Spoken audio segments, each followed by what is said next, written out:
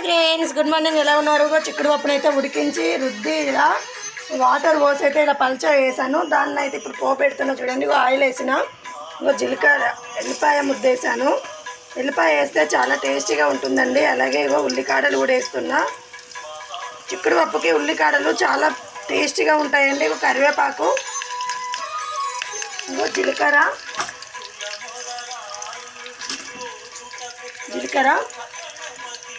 ఆవాలు ఇవన్నీ అయితే వేగుతున్నాయండి. చూడండి, దీంట్లో అయితే పసుపు వేస్తున్నా.